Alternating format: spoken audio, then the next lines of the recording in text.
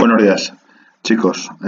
Espero que estéis bien y como os dije, vamos a intentar resolver un poquito las dudas que teníais sobre los problemas de motores eléctricos. Entonces, de una manera un poquito cutre, os he preparado a modo de pizarra un folio y, y lo que quiero es que le echéis un vistazo a este vídeo y luego intentéis hacer los problemas 8 y 12 como os había pedido ayer.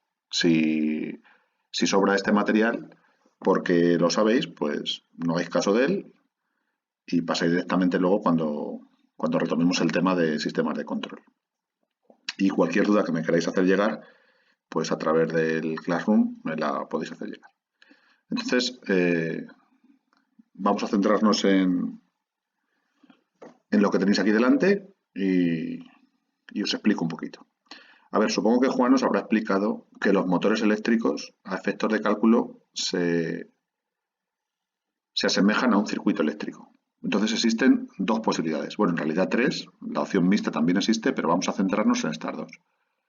Lo que se hace es suponer que como un motor tiene dos circuitos eléctricos, uno que se llama de la excitación y otro del inducido, pues se sustituyen esos dos circuitos por dos resistencias.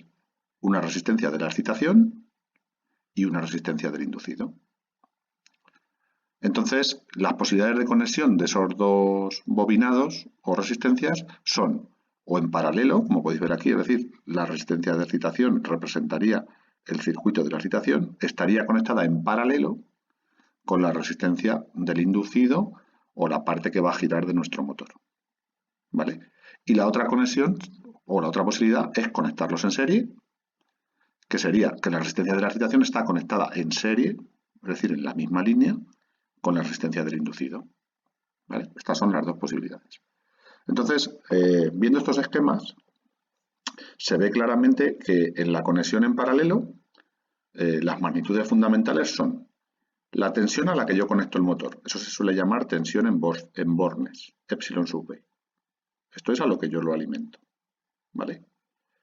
El motor absorbe una cantidad de corriente de la línea a la que está conectada. Esa corriente se suele llamar intensidad de línea, I sub L. Y como está en paralelo, esa I sub L, al llegar a este punto, se divide. Una parte se va por la excitación y se llama intensidad de la excitación, y otra parte se va por el inducido y se llama intensidad del inducido. Se ve claramente que la suma de esas dos tiene que coincidir con lo que estamos absorbiendo de la línea. Es decir, la intensidad de la línea tiene que ser igual a la intensidad que se va por la excitación más la I del inducido. Esa es la primera fórmula que tenemos que tener en cuenta. Esto es lo que pasa cuando la conexión está en paralelo. ¿Qué pasa cuando está en serie? Pues como cuando está en serie, igual, nosotros conectamos el motor a nuestra tensión en bornes, la de alimentación del motor, ¿y qué pasa? Que solo tenemos un camino. Entonces, la intensidad que estamos absorbiendo de línea, más la intensidad que vaya por la excitación o la intensidad que vaya por el inducido, tienen que ser la misma intensidad. Luego, solo existe una intensidad en el motor porque las tres intensidades tienen que valer lo mismo. ¿De acuerdo? Otra cosilla que veis en este esquema y que supongo que os lo habrá comentado Juan es esta parte que os he puesto en línea discontinua. Esto representaría el rotor del motor, la parte que gira. En esa parte, ¿qué hay a nivel físico? Pues hay una resistencia, un bobinado, que se viene representado por la resistencia del inducido, y luego aquí veis que os he representado como con una pila lo que se llama fuerza contraelectromotriz, la epsilon prima. Esto se mide en voltios y es lo que el motor es capaz de proporcionar. ¿De acuerdo?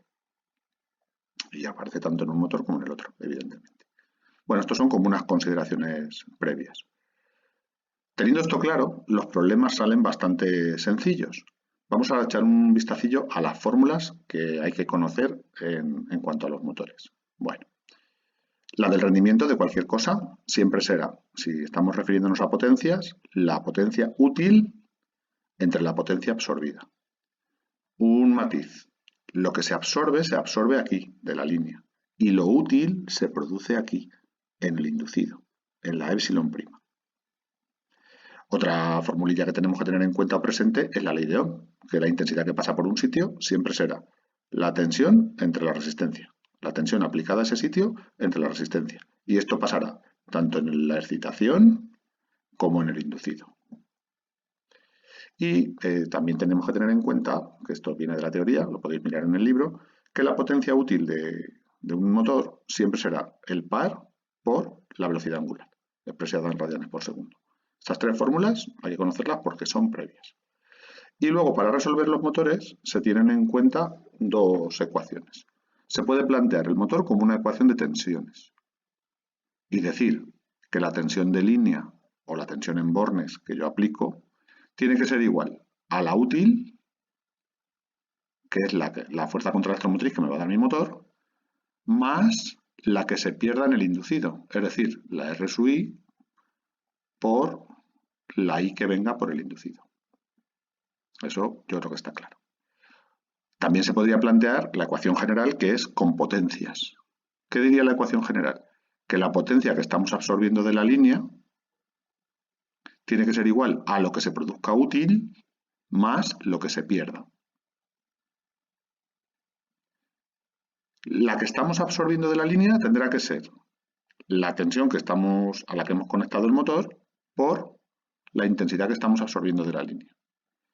La potencia útil tendrá que ser la fuerza contraelectromotriz que nos da el motor por la intensidad que pasa por el inducido.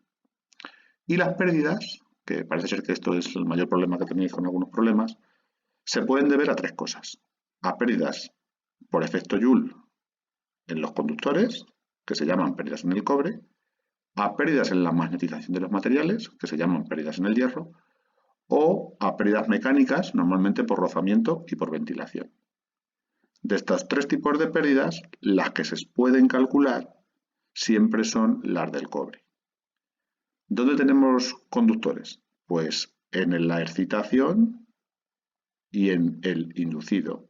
Luego las pérdidas en el cobre, si son de la excitación, son su R por su I al cuadrado. Y si son en el inducido, son su R por su I al cuadrado. ¿Qué hay en los dos sitios? Pues la suma de las dos. Y aquí tendríamos una ecuación general para resolver los motores. Resolver los motores siempre será calcular las tres corrientes. La I que estamos absorbiendo, la I que se va por la excitación y la I del inducido. Sabiendo eso y la tensión de alimentación, yo puedo conocer cualquier magnitud. Bueno, la verdad que mi idea es que trabajéis un poquito vosotros. Intentadlo ahora teniendo en cuenta esto, a ver si sois capaces de sacar el problema 8 y 12. Y luego en otro vídeo posterior los corrijo yo. A ver qué tal va la cosa. Por cierto, mantenerme informado de cómo vais, porque me gustaría saber si lo que vamos haciendo, aunque sea poco, es efectivo o no lo es. Y otra cosa, si conocéis algún alumno que no esté siguiendo esta metodología de trabajo, pues hacedmelo saber, si hacéis el favor. Muchas gracias. Besito.